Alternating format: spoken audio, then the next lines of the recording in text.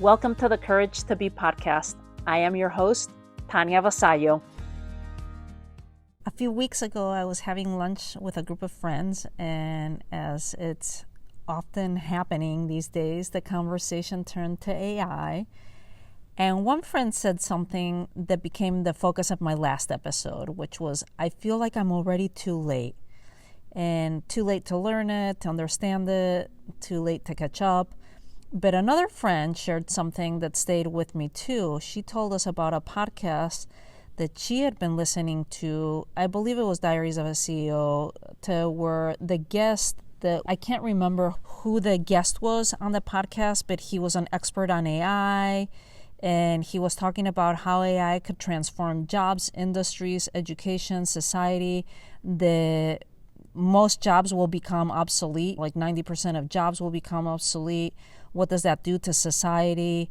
And he was painting a little bit of a scary future. And at some point she said, I had to stop listening. And not because she was disagreeing, or because she thought it was wrong, but because I think she felt overwhelmed, and it's scary. So the conversation became too big for her, too uncertain, too scary. What happens if jobs disappear? What happens to education? What happens to our kids? What happens to humanity? And listening to her, because I've already listened to that podcast, I have to look and see what the name of the author is. I realized that maybe one of the biggest conversations around AI isn't really about technology, like AI in itself, but it's more on fear. The fear beneath the fear, right? When people say they're worried about AI, I don't think they're usually worried about technology. I think they're worried about what this might mean for them. What if my job changes? What if I can't keep up? What if children need skills I don't understand or I can't give them?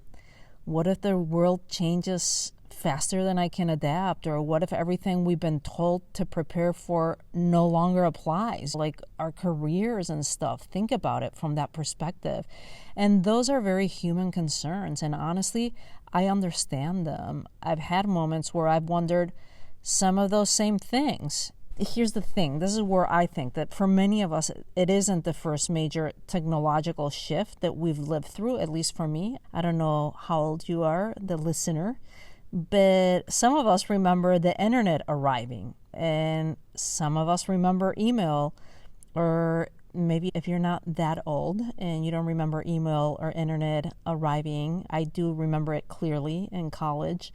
But you might remember smartphones getting into your hands for the first time, or social media. And think about, at every stage, there were people who embraced it, and there were people that resisted it, and there were people that were excited about it, and there were people that were terrified. And even Zoom, like, think about COVID. That's another technology that propelled all of us like so fast and to having to use it. And either you embraced it or you were left behind, right? And most people were somewhere in between, trying to figure out what it all meant. And whether it was smartphone, Zoom, fill in the blank, internet, email. But the difference right now, I feel, is that AI feels faster. The pace of change feels faster. And perhaps that's why the emotions are feeling stronger. Because one thing I've been noticing in myself is that curiosity feels a lot more useful than certainty, right?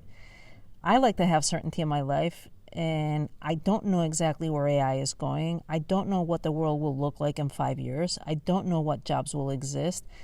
I don't know what the education for my daughter will look like. Nobody does. But what I do know is that avoiding the conversation doesn't make the future easier to navigate.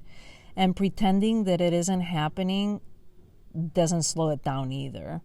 So whether we like it or not, this technology is going to continue evolving.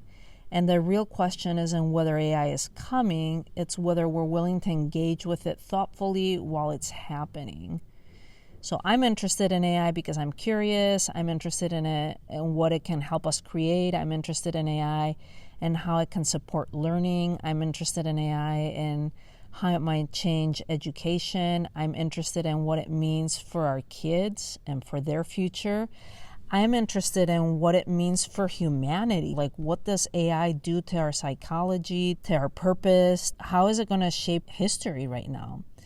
And the more I explore it, the less interested I become in having definite answers, and the more interested I become in asking better questions. So when you hear the words artificial intelligence or AI, what's your first reaction? Are you excited? Are you curious? Are you resistant? Are you ducking your head, putting your head into the sand? Are you overwhelmed? Is it fear? Is it hope? Where do you think that reaction comes from? Maybe we don't need to have all the answers right now. Maybe we don't even need to know exactly where all of this is heading. But I do think we owe it to ourselves, our kids, and our communities to stay curious enough to keep asking those questions, because the future isn't something that simply happens to us. It's something that we help shape through the conversations we're willing to have. And next week, part of this AI series, I'd like to explore a question that feels especially close to my heart as a parent, which is, how do we prepare our kids for a future that none of us can fully predict? And if you've listened to some of the other AI episodes, check them out. I'm just in a curious phase and doing this series on AI on the podcast. Until our next episode, I'm sending you lots of love and courage. If you loved today's episode, it would mean so much if you rate and review The Courage to Be on Apple Podcast. Not only does it help the show to grow, but it also gets you in the running for something amazing. Every month, I draw one lucky winner to receive a complimentary 7-night, 8-day vacation. You'll get to pick from over 3,000 beautiful resorts worldwide. You just cover the taxes and fees like you would with a travel rewards.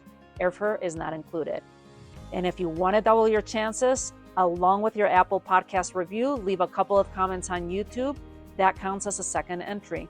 Just send your screenshots to help.thecouragetobe@gmail.com, and you'll find the email in the show notes too. It only takes a moment, and who knows, your next adventure might be closer than you think. Thanks for tuning in. I'll see you on our next episode of the Courage to Be podcast.